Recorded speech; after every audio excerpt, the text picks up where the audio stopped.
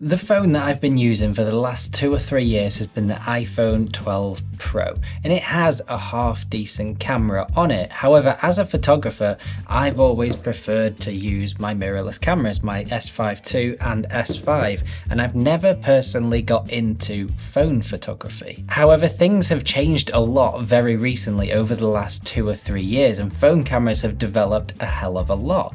And I have here the iPhone 15 Pro, which is meant to have had a huge camera upgrade from 3 years ago with the iPhone 12 Pro. Every single year there's new camera improvements, but the iPhone 15 Pro has some massive improvements, and I'm looking forward to comparing it to the likes of my Lumix S5 and S5 II. Believe it or not, I am actually using the iPhone 15 Pro to film this now in 4K ProRes log, recording to an external SSD.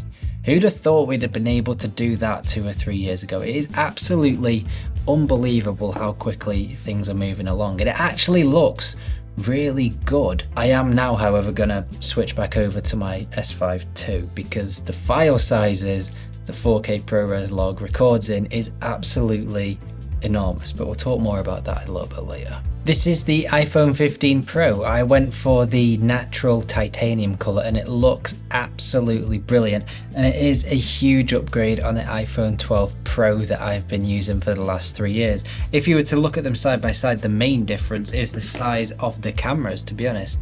I mean, you can see just how much light you're going to be able to get in the iPhone 15 Pro compared to the 12 Pro, because the lenses and the sensors are that much bigger. The main thing that people talk about with a new iPhone is the new cameras. So as a photographer, I went out this morning to try and take some photos on the iPhone 15 Pro as well as the Lumix S5 II, so I could compare the two side by side and see if you could get some similar results. The main camera sensor on the iPhone 15 Pro is 48 megapixels, and the sensors on the S5 and the S5 II are both 24 megapixels, and I wanted to see if the iPhone 15 Pro can take pictures that stand up to the quality of a professional mirrorless camera. And it's fair to say I'm pretty blown away as to just how good the images from these cameras are getting. One thing I really like about the new iPhone 15 Pro is you have different focal lengths to choose from, which is something you didn't have on the older iPhones. So you can now choose from specific focal lengths and see them as a full frame equivalent, which makes it really easy as a photographer to understand, because I didn't really understand when it had like 0.5, 1, 2 times, 3 times. Just give me a focal length and I'll understand it. And that is what you get on the iPhone 15 Pro. That was originally sold to us by Apple as to having 7 different lenses on the new iPhone. And while it sounds good, that's just not the case at all. There's obviously 3 lenses, but what they mean with that is that because the main camera has a 48 megapixel sensor, what they can do is do lots of clever computational software things and pixel bin from that 48 megapixel sensor to be able to create 24 megapixel images at those different focal ranges. So you're not losing any detail and resolution. You're still getting a 24 megapixel image, which is higher than on previous iPhones. It's very clever stuff that I don't really fully understand, but 35mm is my favorite focal length for photography. So because I have a 35mm full frame lens, prime lens, I thought I would shoot on the iPhone this morning at 35mm so that I could easily get pretty much exactly the same photo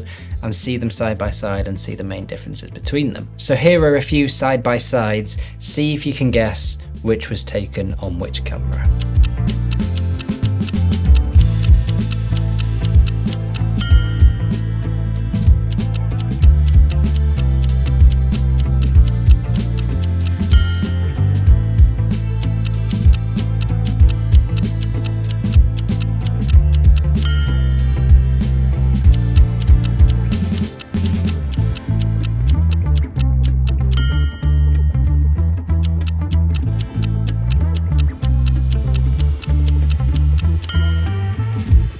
How many did you get right? I genuinely had to double check myself when I was editing these photos because they look so close. It is genuinely really hard to tell the difference. It blows my tiny mind just how quickly phones are catching up to a professional mirrorless camera, and the results you can get from these tiny little camera sensors, it is insane. Some things just to note are that I shot entirely using the RAW feature on the iPhone 15 Pro, so I could get as much information as I could from that sensor. Obviously I shot in RAW on the S5 II as well, but I tried to edit them to look as close to each other as I possibly could. The original files from both cameras look completely different. We'll talk about that in just a moment, but I wanted them to look as close to see if you could get similar results. And I edited them using my own presets, which are available linked on my website down below if you'd like to go and check them out. So the results on the outside are very, very impressive, and it can be really hard to tell the difference between the two sometimes from a phone and a professional camera.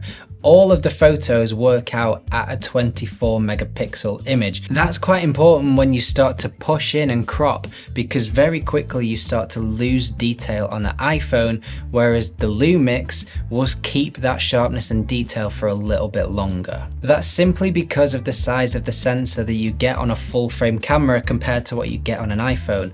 A full frame camera allows you to capture so much more light and detail in that image, meaning that even with the same amount of megapixels, you have much more detail to be able to crop in and keep a sharper image. That being said though, if you're just taking images for social media and you're not too worried about cropping, you just maybe want to whack a quick preset on top of your photo, you can easily get away with this. It is so impressive. Going back to what I mentioned before about the images looking completely different straight from camera, one thing I've never liked about iPhone photos is how sharp and how oversaturated they are straight from camera.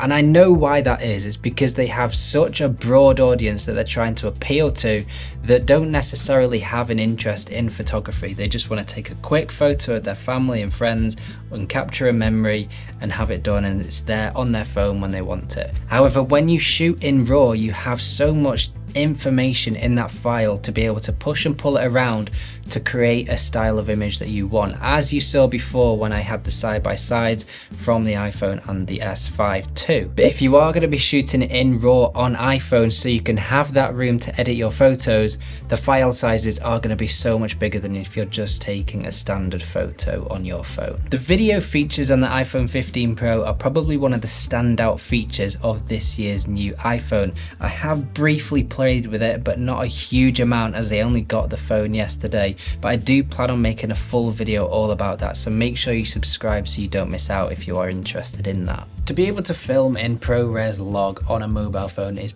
pretty nuts, and it just goes to show how quickly all of this computational and mobile photography and video is actually moving on. And I think Apple are way in front of any other phone manufacturers when it comes to this as well, especially in video. The file sizes, as I mentioned earlier though, are massive, so it's not something you're going to want to be filming in all of the time.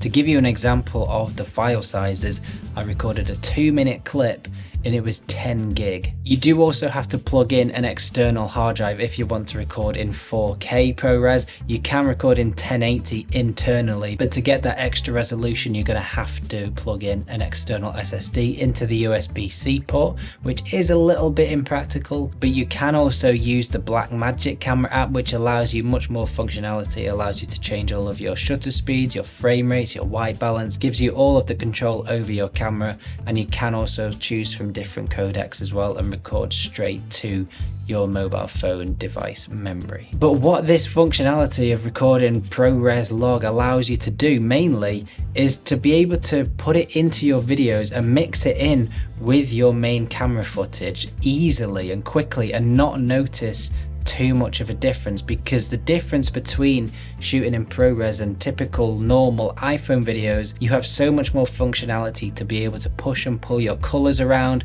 and get that look that you are after, whereas an iPhone video, typically that look is baked into the footage, so you don't have much room to pull it around. The iPhone 15 Pro, in the one day that I've owned it, has already shown me just how capable these cameras are and how quickly they're improving and how quickly they're catching up to professional level cameras like the Lumix S5 II. And I'm not saying that these cameras will ever fully replace those professional cameras, because I don't think that will be the case at all. However, what I can see in the future is that those dedicated professional cameras will start to have more software and computational elements to them that bring in new things like high-level AI autofocus and things like that we're starting to see in some cameras, but I think there will be even more starting to come in the years to come.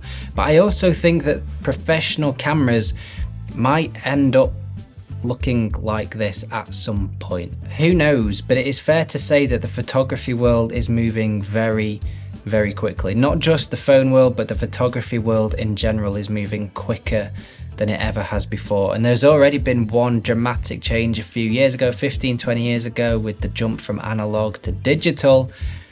Maybe this whole computational software world element thing is the way that photography and video is going, and that's going to be the next big thing to get us to where we're going to be in the next few years. What are your thoughts? Let me know in the comments below. Hit that subscribe button so you don't miss out on any videos, and I shall see you in the next one.